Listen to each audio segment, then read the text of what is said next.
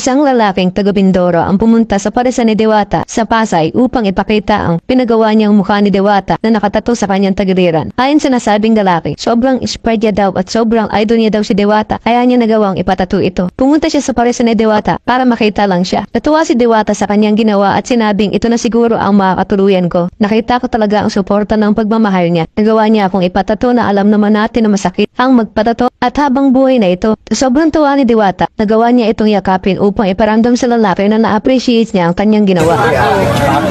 Hindi ka na mabubura sa isipan niya, mananatili ka. Kaya salamat po sa iyo kuya na nagpakita na Habang buhay, habang kakatayan yan. So dahil dyan, magkano po pumatayin po ng Mindoro?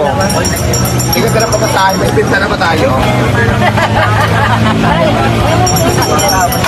Sige natin si kuya na pumasahin, wala pang pinta yata. Ayan, bigyan.